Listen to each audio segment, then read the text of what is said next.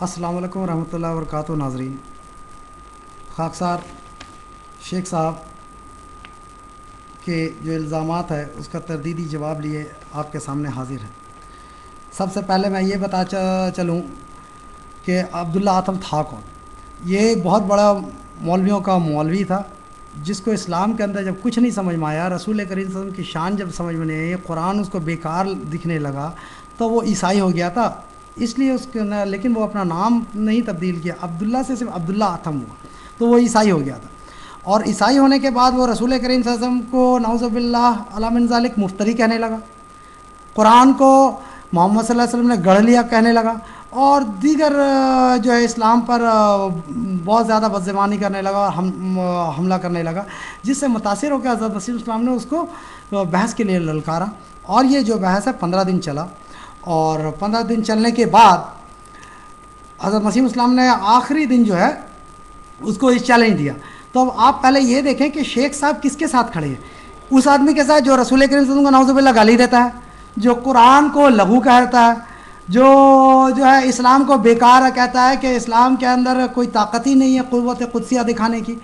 تو آج آپ خود اپنے آنکھ سے دیکھیں کہ شیخ صاحب جو ہے کس صف میں کھڑے ہیں۔ خیر، اب میں چھوٹی سی تمہید کے بعد اب میں مضمون کی طرف آتا ہوں۔ سب سے پہلے میں آپ کو وہ الہام سنا دوں جو حضرت مسیح السلام کو اللہ تعالیٰ نے اس تعلق سے کیا۔ وہ الہام یہ ہے، حضرت مسیح السلام اس طرح کہتے ہیں، آج رات جو مجھ پر کھلا وہ یہ ہے کہ جب کہ میں نے بہت تضرع و ابتحال سے جناب الہی میں دعا کی کہ تو اس امر میں فیصلہ کر، یعنی اللہ تعالیٰ کہ تو اس امر میں فیصلہ کر، اور ہم عاجز بندے ہیں، تیرے فیصلہ کے سوا کچھ نہیں کر سکتے، تو کچھ نہیں کر سکتے۔ تو اس نے مجھے یہ نشان بشارت کے طور پر دیا کہ اس بحث میں دونوں فریقوں میں سے جو فریق عمدن جھوٹ کو اختیار کر رہا ہے اور سچے خدا کو چھوڑ رہا ہے اور عاجز انسان کو خدا بنا رہا ہے، وہ انہی دنوں مباحثہ کے لحاظ سے یعنی فی دن 1 مہینہ سے لے کر یعنی 15 ماہ تک حاویہ میں گرایا جائے گا۔ شیخ صاحب یہ لفظ حاویہ میں گرایا جائے گا، اور اس کو سخت ذلت پہنچے گی۔ دوسرا لفظ یہ ہے کہ ذلت پہنچے گی، بشرط یہ کہ حق کی طرف رجوع نہ کرے۔ سب سے پہلے میں یہ بتاتا چلوں کہ حاویہ کے معنی کیا، چونکہ شیخ صاحب ہمیشہ اس بات کی تلقین کیا کرتے ہیں کہ آپ جو ہے لغت کو لے لیں، تو میں شیخ صاحب سے گزارش کرتا ہوں کہ آپ ذرا لغت کھولیں۔ حاویہ جو لفظ ہے یہ ہاؤ سے نکلا ہے، اور ہاؤ کے معنی ہے ہو کرنے والا، بچوں کو ڈرانے کا کاغذی چہرہ، بچوں کو ڈرانے کا ایک فرضی نام، اور یہ ہو سے ہوا حاویہ۔ حاویہ کے معنی ہے دوزخ کا سب سے نیچے کا طبقہ، دوسرا معنی اندھیرا، تیسرا وہ عورت جس کے بچے مر گئے ہوں۔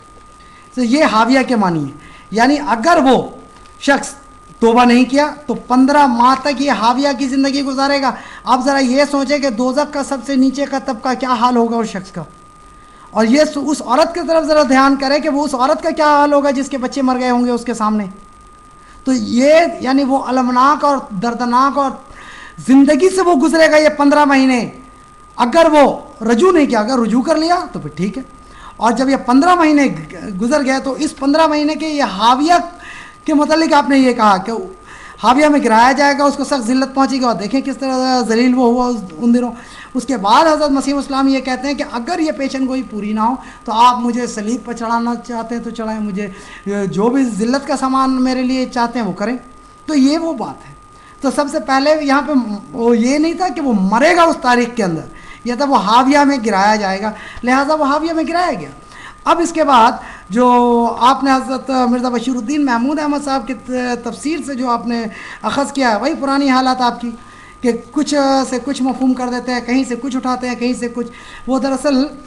تفسیر کبیر میں مرزا بشیر الدین محمود احمد خلیفۃ المسیح ثانی رضی اللہ تعالیٰ سورہ الزلازل کی تشریح فرما رہا ہے۔ تشریح کا مطلب یہ نہیں ہوتا کہ سی اے ٹی کیٹ کیٹ میں نے بلی بول دیا تو ختم ہو گیا، اس کے پورے ڈیٹیلز کو لیا جاتا ہے۔ تو تشریح جو آپ فرما رہے تھے تو وہ اس طرح کچھ، چونکہ آپ نے 432 صفحہ پیش کیا، میں 431 سے آتا ہوں۔ اس میں حضرت خلیفۃ المسیح ثانی رضی اللہ تعالیٰ عنہ یہ اپنا بحث اس بات کو ثابت کر رہے تھے کہ الہام جو اللہ تعالیٰ کسی شخص پر دیتا ہے تو الہام کے ساتھ جو ہے فرشتے نازل ہوتے ہیں، اور فرشتے آ کر اثبات قلب اور قلب کو سکون دیتے ہیں۔ تو اس بات کی طرف آتے ہیں۔ اب میں اس کو کوٹیشن کو 431 صفحہ سے پڑھتا ہوں۔ اصل بات یہ ہے کہ الہام کے وقت چونکہ اللہ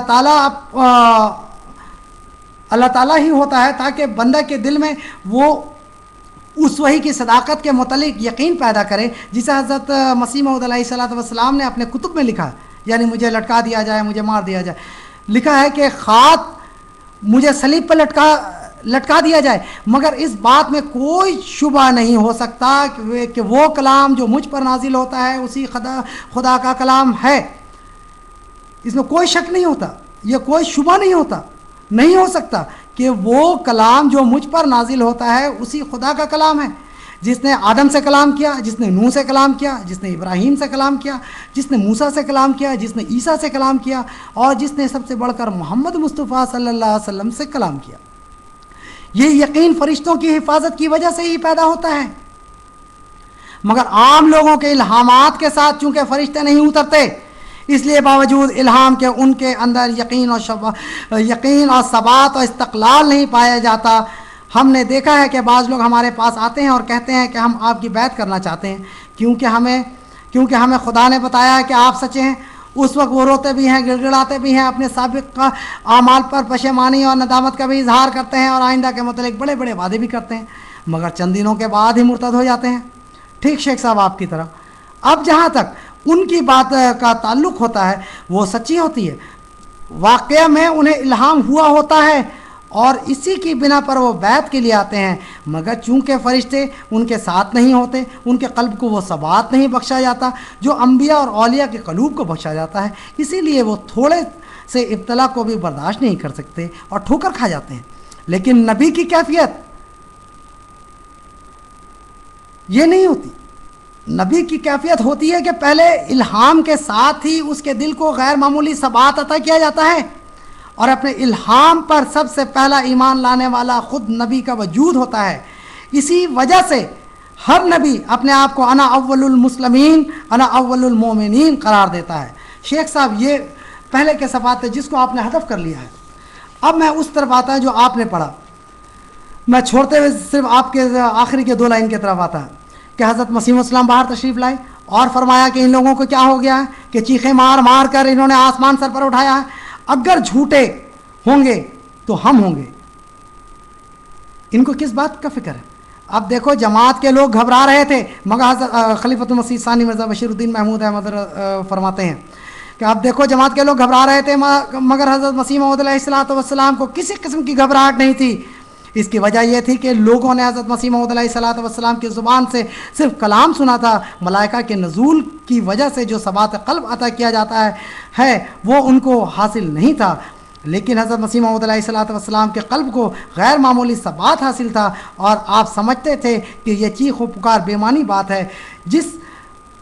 خدا کا کلام مجھ پر نازل ہوا ہے وہ اپنے کلام کو آپ پورا کرے گا، اور اگر کسی شرط کی وجہ سے وہ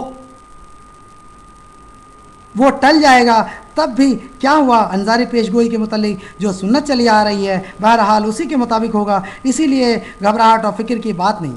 بس اللہ تعالیٰ کے کلام کے ساتھ خواہ وہ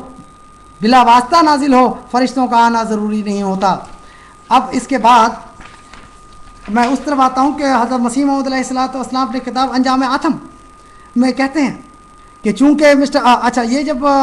وقت گزر گیا، چیخ و پکار ہونے لگا جس کا شیخ صاحب نے ذکر کیا ہے، تو پھر 30 دسمبر 1895 کا حضرت مسیح السلام نے ایک اشتہار دیا، اور اشتہار میں پھر ایک پیشن گوئی دیا، اور اس اشتہار کے بعد کیا ہوا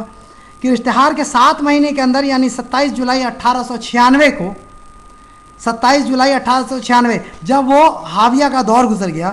تو پھر مسیح السلام نے جو پیشن گوئی کیا اور اشتہار دیا 30 دسمبر 1895، اور اس 30 دسمبر 1895 کے 7 مہینے کے اندر یعنی 27 جولائی 1896 کو وہ شخص عبداللہ آتم مارا گیا۔